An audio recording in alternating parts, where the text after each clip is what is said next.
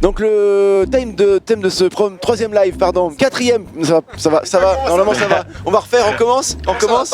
C'est un live qui recommence. Moi ce que j'aimerais savoir, Régis, avant de commencer, donc Oui. on parle de live, mais combien est-ce qu'on a diffusé de live aujourd'hui? Pour l'instant aucun. En fait c'est conceptuel. D'accord. Voilà, on lance un nouveau truc, c'est un live qui n'est pas vraiment live, un peu live quand même. Donc c'est plus un pro que live. Oui. Un pro en un seul mot, d'accord, ça c'est bien. Le thème de ce quatrième live, c'est faut-il avoir un seul ou plusieurs logiciels de retouche photo? Ou alors aucun, peut-être, je sais pas. Alors JC, vas-y, commence. Alors, je commence. Fallait peut-être pas me faire commencer. Retouche, je dirais 0. On retouche pas ces photos. On les développe. En développement, si vous voulez. On traite ces photos pour qu'elles aient Ouais. le rendu qu'elles méritent. Non, je prône le traitement, bien sûr, c'est finir le boulot, et un logiciel parce que c'est moins compliqué que plusieurs, voilà, pour faire court. Tout simplement. On arrête maintenant, c'est bon? Clap de fin. Non, pas du tout. Quel logiciel tu préconises? Du coup, si tu dis un logiciel, c'est quoi? Alors ceux qui me connaissent savent déjà la réponse. Je préconise Lightroom simplement parce que c'est aujourd'hui le logiciel qui est le plus complet en couverture fonctionnelle, depuis le fait de vider sa carte jusqu'à produire une image qui est diffusable. On a tout dans le même logiciel, donc on va pouvoir traiter son flux de production du début jusqu'à la fin. Le début, c'est la gestion de la photo, c'est le classement, le tri, l'indexation, la sélection, en passant par le traitement. Et donc je rebondis sur la remarque de tout à l'heure, qui n'est pas pour moi la retouche d'image, qui est autre chose. Le traitement, c'est simplement embellir l'image, corriger ses défauts comme le recadrage, les tâches de capteur et autres, donner à la photo un rendu personnalisé, et puis eh bien, générer un fichier que je peux soit imprimer, tirer, publier, partager, voilà. Donc c'est tout ça, moi, mon flux de production, et Lightroom aujourd'hui répond à ce besoin-là. Ce qui ne veut pas dire qu'il n'y a pas d'autres logiciels, mais c'est vrai que celui-ci est le plus performant à mon sens. Derrière la question du thème, c'était surtout de dire, est-ce qu'il vaut mieux avoir un seul logiciel qui fait tout, en gros schématisme et moyen, ou alors on aura plusieurs qui font leur truc mais top? Attention, là, tu Ouais, c'est ça. alors, donnes attention. quelques éléments de réponse dans ta question. Et c'est...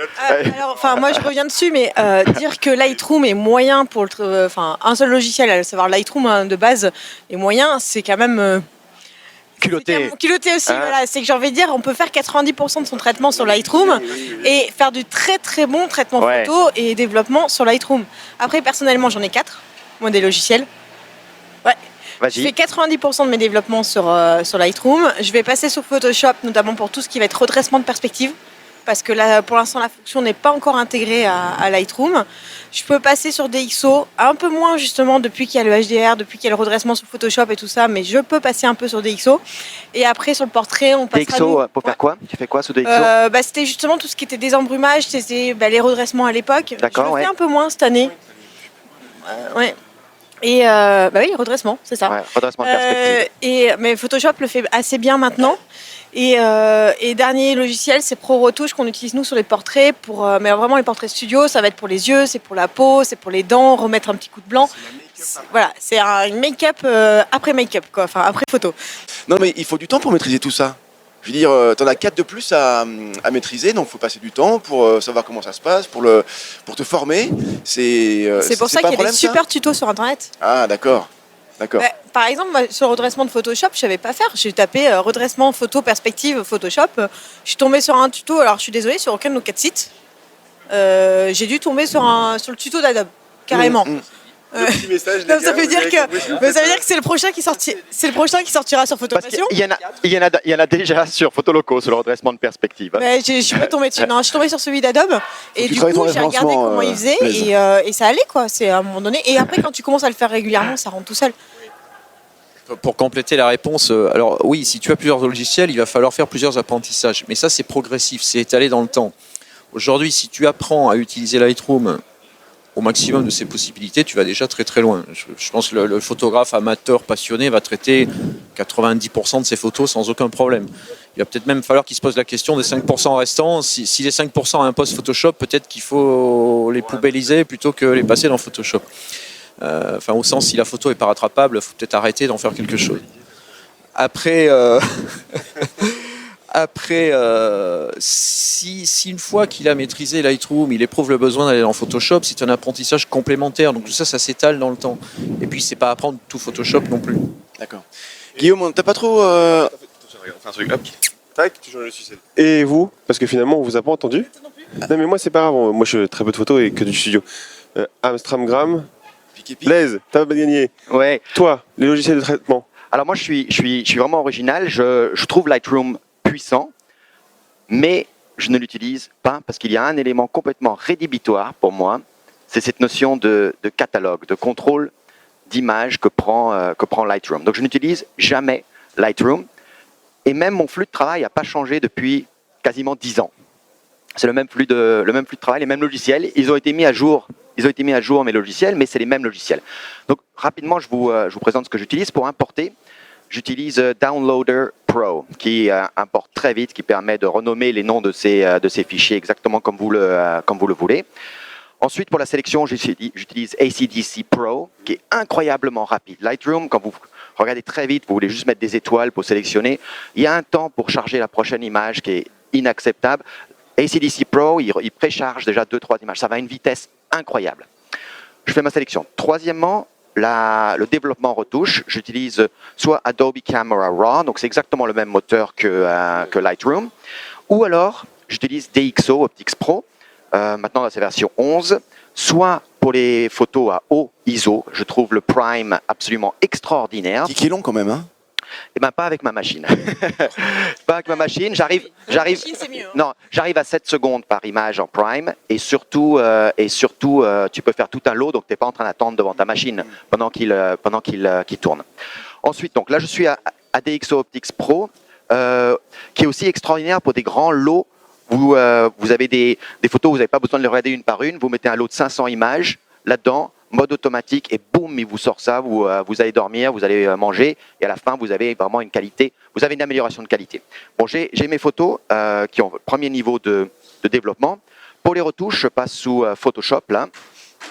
J'ai des plugins, le look noir et blanc, le Blaise retouche portrait pour les visages. J'utilise ces logiciels-là pour améliorer mes photos. Ensuite, il est temps de les publier. J'utilise J-Album, qui permet de publier directement sur le web.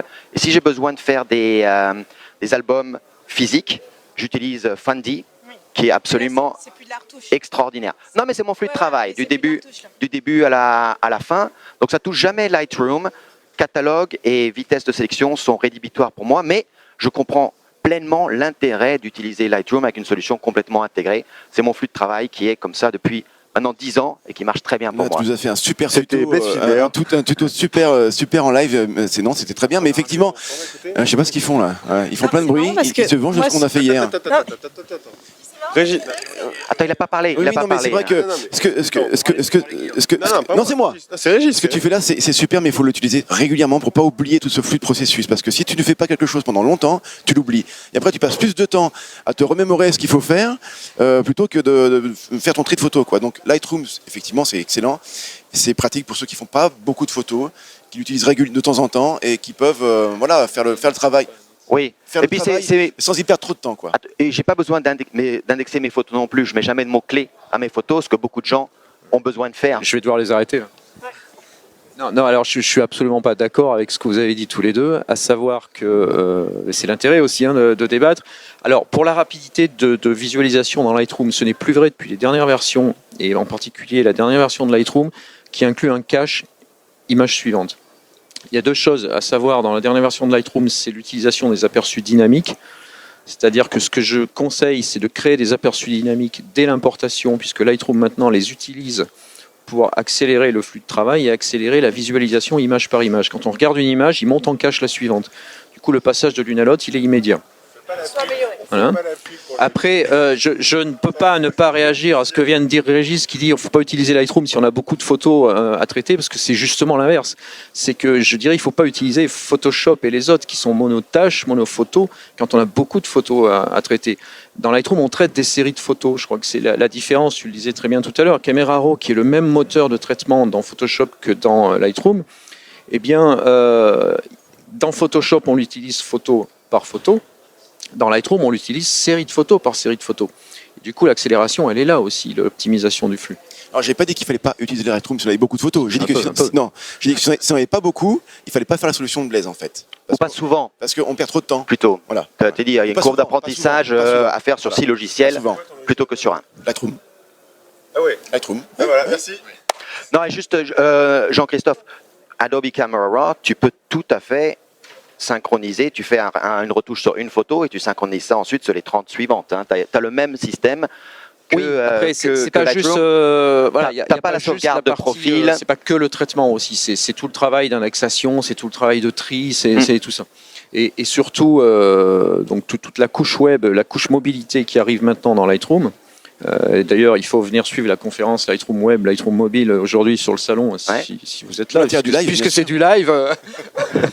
Mais je crois que c'est la révolution qui arrive dans la gestion des photos, c'est justement d'être capable en situation de mobilité et de dire j'ai ma tablette et je peux commencer à bosser sur mes photos, voire même ne faire que ça.